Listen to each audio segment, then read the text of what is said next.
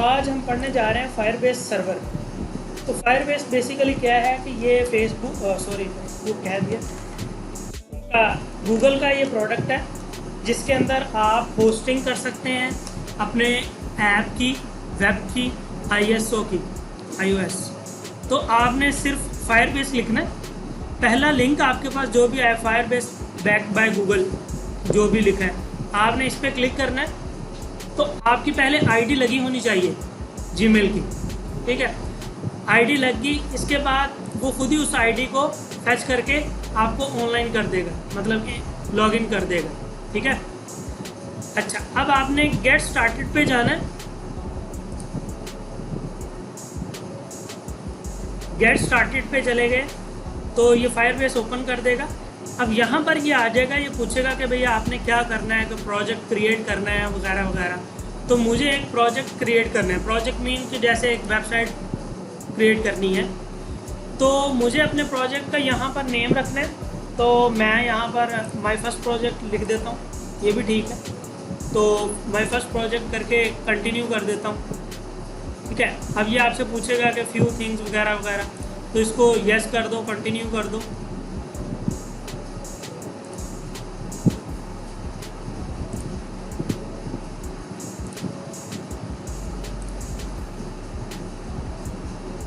Add Firebase, ठीक है। अब ये आपका एक प्रोजेक्ट जो है क्रिएट हो रहा है, ठीक है। उस प्रोजेक्ट का आपने नाम रख दिया और नेक्स्ट नेक्स्ट कर दिया। उतनी देर ये बनता है, उतनी देर हम चलते हैं। आपको एक सॉफ्टवेयर की ज़रूरत पड़ेगी, Node.js। Node.js, आपने Node.js को सिंपल डाउनलोड कर लेना, ठीक है। तो बस विंडो इंस्टॉलर पे कर लेना, वो खुद ही ऑटोमेटिकली आपको क्या कर देगा, डबल क्लिक आप करेंगे तो वो इंस्टॉल कर देगा।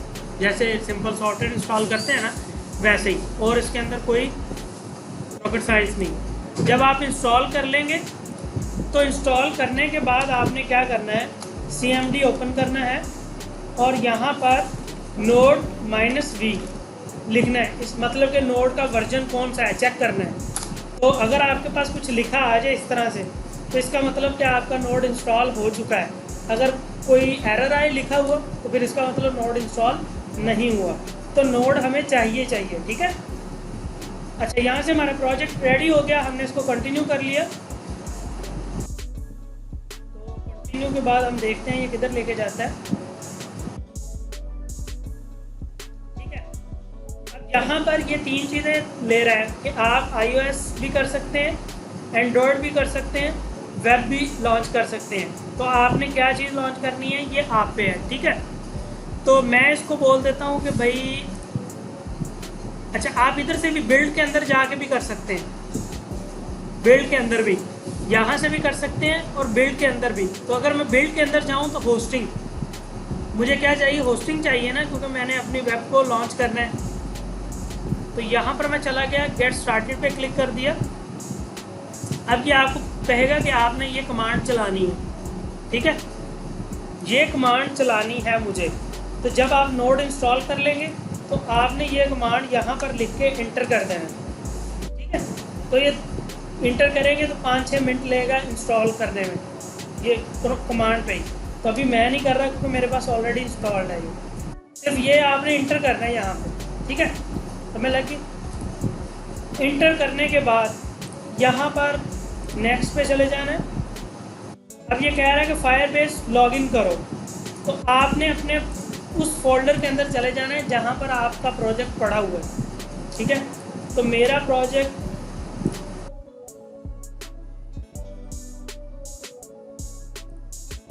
मैं प्रोजेक्ट उठा लेता हूँ।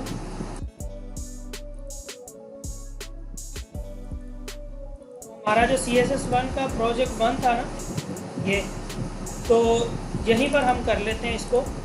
इस फोल्डर के अंदर आ गया प्रोजेक्ट 1 के अंदर। इसके यहाँ पर आपने CMD लिखना है, ओपन हो जाएगा।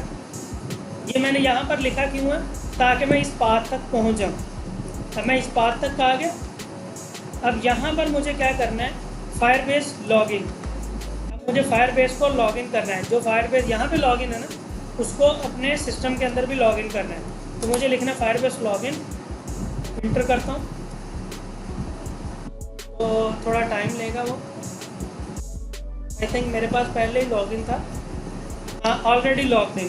ठीक है, अगर आपके पास लॉगिन ना होता ना तो उसने पूछना था कि भाई येस और नो, तो आपने उस पर वाई लिख देना था, वाई येस और नो, येस की जगह पर वाई लिख के इंटर कर देना था, और उसके बाद वो खुद ही सारा कुछ करेगा जो भी करेगा। फिर वो यहाँ पर एक विंडो खोल देगा इस यहाँ पर, और जहाँ पे वो कहेगा कि चूज़ करो कौन सा आपने अकाउंट चूज़ करना है अपना जीमेल का। हो सकता है ना आपके पास 2-3 लगे हों, आपने अपने उस अकाउंट को सिलेक्ट करना है, आगे उसका काम है, उसने आगे आपको मैसेज दिखा देना कि लॉगिन हो चुका है, और यहाँ पर भी आपके पास आ जाएगा कि लॉगिन एज और आपकी जीमेल लिखी हुई आ जाएगी। ठीक है, क्लियर हो गया। नेक्स्ट आपने क्या करना है, अगली कमांड आपने देनी है फायरबेस इनिट। याद रखना है आपने उस डायरेक्टरी के अंदर होना है जिसके अंदर आपका प्रोजेक्ट पड़ा है।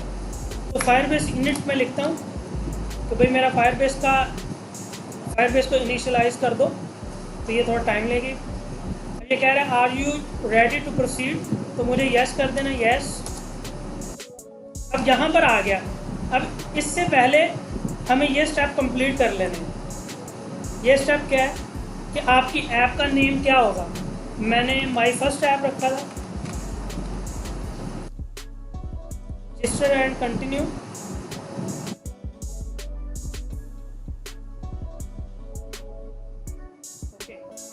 अब वो कह रहा है कि आपने फायरबेस तो हमने ऑलरेडी इंस्टॉल कर लिया था वो पहली कमांड से। अब उसने कहा था अब ये जो कोड है यूज स्क्रिप्ट है, ये कोड हमने कॉपी कर लेना है। ठीक है, कॉपी कर लिया।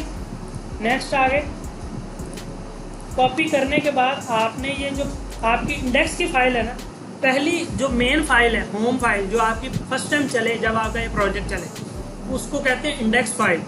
तो इंडेक्स फाइल को आपने ओपन करना है VS कोड के अंदर। इसके अंदर आपने हेड टैग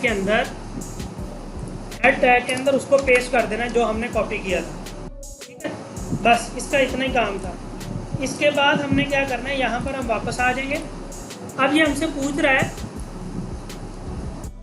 कि फायरबेस का कौन सा फंक्शन आपने चूज करना है, तो आप अप एंड डाउन करके जा सकते हैं।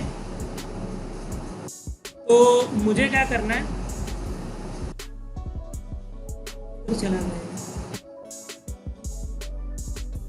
फायरबेस, ये वाला फायरबेस ग्रीन, ये हो गया ना blue, hosting configure file for Firebase hosting. ठीक है, इसको मैंने स्पेस इंटर कर देना है। स्पेस करूंगा तो वो उसने मार्क कर लिया उसको। इसके बाद मुझे इसको इंटर कर देना। ठीक है, फिर वो पूछ रहा है यूज एन एग्जिस्टिंग प्रोजेक्ट या आपने नया प्रोजेक्ट क्रिएट करना है। तो हमने जो प्रोजेक्ट वहाँ पर क्रिएट किया था हमें उसी को यूज करना है, तो यूज एन एग्जिस्टिंग प्रोजेक्ट। ठीक है, अब वो आपको दे देगा कि आपका कौन कौन सा प्रोजेक्ट क्रिएट हुआ है। तो आपका पहले ये वाला प्रोजेक्ट क्रिएट हुआ है, माय फर्स्ट प्रोजेक्ट, तो आपने इसको चूज़ कर लेना है कि हाँ भाई यही करना है। अब वो कह रहे हैं कि what do you want to use as your public directory, आप अपनी पब्लिक डायरेक्टरी कौन सी यूज़ करना चाहते हो। तो मैं उसे कहता हूँ हाँ पब्लिक ही, तो यहाँ पर आपने इंटर ही कर देना है, तो इसको भी यस कर देना है। इसके बाद वो पूछेगा डिप्लॉय करना है गिटहब पे, तो इसको नो कर देना है, नो। अब आपका ये कंप्लीट हो चुका है। यहाँ तक समझ आ गई ना। अब आपके पास ये स्ट्रक्चर इस तरह से फाइल्स बन चुकी है। आपने क्या करना है, जो आपके प्रोजेक्ट की फाइल्स है ना, ये आपके प्रोजेक्ट्स की फाइल्स हैं, इनको आपने उठा के पब्लिक के अंदर डाल देना। ठीक है, पब्लिक के अंदर पहले भी इंडेक्स फाइल पड़ी थी, आपने उसको रिप्लेस कर देना अपनी फाइल के साथ। क्लियर हो गया। ठीक है, अब दोबारा आ जाना है आपने यहाँ पे अब आपने लिखना है, लास्ट की है फायरबेस डिप्लॉय। अब आपने इसको डिप्लॉय कर देना। अब ये आपका अपलोड हो रहा है सारा कुछ, 2-3 मिनट लेगा ये।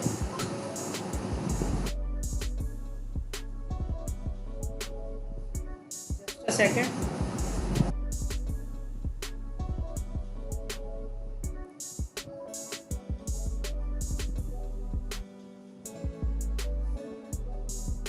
है। ये अब आपकी ये जो यूआरएल है ना, ये आपकी साइट का यूआरएल है। आप इसको मोबाइल के अंदर भी खोल सकते हैं, जहाँ आपका दिल करे आप खोल सकते हैं। मैं इसको क्रोम के अंदर खोलने लगा। यस, अपने मोबाइल से करके देखो।